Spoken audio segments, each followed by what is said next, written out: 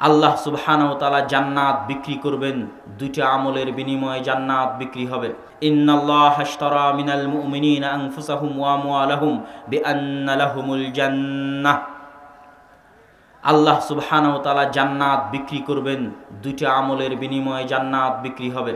সালাতের কথা বলতে গিয়ে আল্লাহ জান্নাত বিক্রি করেননি, সিয়ামের কথা বলতে গিয়ে জান্নাত বিক্রি করেননি, অন্য ইবাদতের কথা বলতে গিয়ে জিকির আজকার তাসবিহ তাহলিলের কথা বলতে গিয়ে জান্নাত বিক্রি করেননি। কি বলা হয়েছে? জান্নাত পাবে, জান্নাতে যাবে, জান্নাতে প্রবেশ করবে, কিন্তু জান্নাত বিক্রি করা হবে এই বক্তব্য নাই। কেন এই বক্তব্য নাই? আপনারা যারা এখানে 5 ওয়াক্ত নামাজি আছেন, 5 ওয়াক্ত সালাত আদায় করেন, কেউ কি গ্যারেন্টি দিয়ে বলতে পারবেন যে যখন থেকে সালাত ফরজ হয়েছে তখন থেকে এখন পর্যন্ত 1 ওয়াক্ত সালাতও বাদ যায়নি? বলতে পারবেন না। গেল 1, 2। যদি 5 ওয়াক্ত সালাত পরিপূর্ণভাবে প্রতিষ্ঠা করে থাকেন, তাহলে এটা কি গ্যারেন্টি দিয়ে বলতে পারবেন আপনার রুকু পরিপূর্ণ হয়েছে, আপনার সিজদা পরিপূর্ণ হয়েছে, আপনার অজু পরিপূর্ণ হয়েছে, আপনি সালাতের পূর্ণ নেকি পেয়েছেন? গ্যারেন্টি দিতে পারবেন না। অজু তাড়াহুড়া করে করেছেন, সিজদা তাড়াহুড়া করে দিয়েছেন, রুকু তাড়াহুড়া করে দিয়েছেন। 2 রাকাত সালাতে শুরুতে হয়তো আল্লাহর নিয়ত ছিল, তারপরে সারা দুনিয়া সারা পৃথিবীর চিন্তা আপনার মাথায় প্রবেশ করে গেছে। সালাতের আপনি পূর্ণ হক কোনো দিন আদায় করতে পারেননি, আর আদায় করা কঠিন, মানুষের পক্ষে সম্ভব নয়।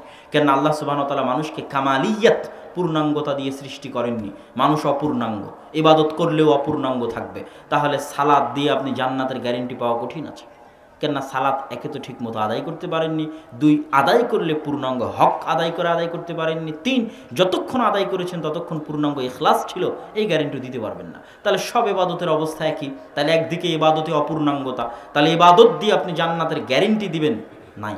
20% হতে পারে, 25% হতে পারে, 30% হতে পারে, কিন্তু 100% আমি জান্নাতে যাব, 5 ওয়াক্ত সালাত আমি আদায় করেছি, এটা বলা কঠিন। কেন 5 ওয়াক্ত সালাতের পূর্ণাঙ্গ হক সব আপনি আদায় করতে পারেননি, এটা আপনার দুর্বলতা। আল্লাহ এভাবেই মানুষকে সৃষ্টি করেছে।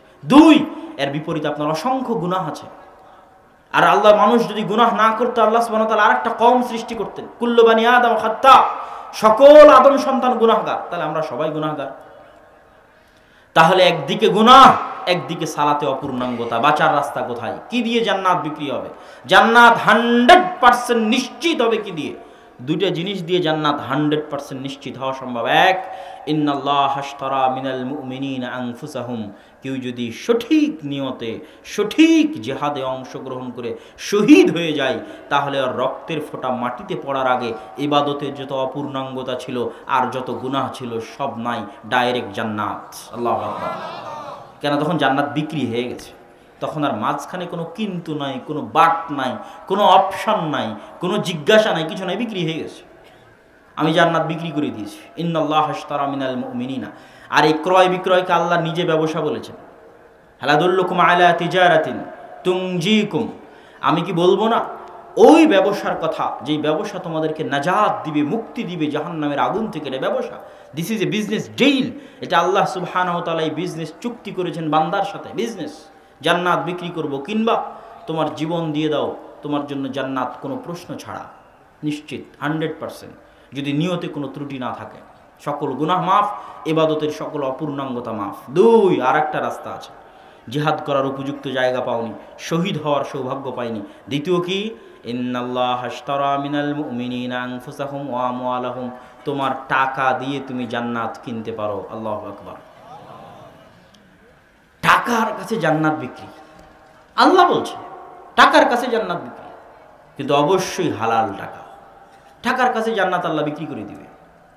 এবং টাকার কাছে যে আল্লাহ সুবহানাহু ওয়া তাআলা জান্নাত বিক্রি করবে, এর অসংখ্য অগণিত দলিল আছে। দেখেন, পৃথিবীতে আমরা যত গুনাহ করি, সকল গুনাহের কাফফারা বলতে গিয়ে আল্লাহ সুবহানাহু ওয়া তাআলা টাকার মাধ্যমে কাফফারার ইঙ্গিত দিয়েছেন। অসংখ্য গুনাহে কাফফারার ইঙ্গিত টাকা দিয়ে দিয়েছেন। কি বলেছেন? কেউ যদি সিয়াম আওরত অবস্থায় স্ত্রীর সাথে সহবাস করে, সে যেন 60 দিন সিয়াম পালন করে। 60 দিন সিয়াম পালন করা সম্ভব নয়। টাকা আছে, 60 জন মিসকিনকে খাওয়াও। টাকা আছে, একজন গোলামকে আজাদ করো। তাহলে দুনিয়াতে হওয়া গুনাহের কাফফারা আল্লাহ কিসের বিনিময়ে মুক্তি করে দিচ্ছে? জোরে বলেন, কিসের বিনিময়ে? টাকার বিনিময়ে। দুনিয়াতে আল্লাহ এরকম অসংখ্য গুনাহের কাফফারা আপনার কাছ থেকে আদায় করেছে টাকার বিনিময়ে। ওই একই টাকা আপনার কাজে দিবে কিয়ামতের মাঠে। কোথায় কোথায় কাজে দিবে? এত বেশি পরিমাণে আপনি আপনার হালাল ইনকাম করেছেন, এত বেশি পরিমাণে আপনি হালাল পন্থা ইনকাম করে এত বেশি পরিমাণ টাকার মালিক হয়েছেন, আর ওই এত বেশি পরিমাণ টাকা আপনি সঠিক জায়গায় দান করেছেন। আপনার ইবাদতে যত অপূর্ণাঙ্গতা ছিল সব অপূর্ণাঙ্গতা টাকা দিয়ে আল্লাহ পূরণ করে দিবে। আপনার যত গুনাহ ছিল সব গুনাহ আল্লাহ সুবহানাহু ওয়া তাআলা কি দিয়ে পূর্ণ করে দিবে? টাকা দিয়ে পূর্ণ করে দিবে। অমুককে গালি দিয়েছিল, আসো গালি সমান কত গুনাহ, তো গালি সমান এত গুনাহ, ওই যে দান করেছিলেন দানের নেকি থেকে দিয়ে দাও, ওকে নেকি দিয়ে দাও। আর একজনের কি করেছিল দিয়ে দাও, আর একজনের কাছে কি হয়েছিল দিয়ে দাও। যত গুনাহ আছে দানের পরিমাণ অনেক বড়, দানের বিনিময়ে বিক্রি হতে থাকবে। বিক্রি হতে হতে আপনার দান বাকি থেকে গেছে, সালাতে সিয়ামের অপূর্ণাঙ্গতা মাফ হয়ে গেছে, গুনাহ মাফ হয়ে গেছে। আপনি টাকা দিয়ে কোথায় চলে গেলেন? কোথায় চলে গেলেন? টাকা দিয়ে জান্নাতে চলে গেলেন। তাহলে ইসলামে টাকার গুরুত্ব কত, অর্থের গুরুত্ব কত, যে আল্লাহ জান্নাত বিক্রির ঘোষণা দিয়ে দিয়েছেন। আমওয়াল, টাকার কাছে জান্নাত বিক্রি। তাহলে ইসলাম বৈরাগ্যবাদী ধর্ম নয় যে আপনি টাকাকে গুরুত্বহীন মনে করে নিজের জীবন কাটাবেন, এটা নয়।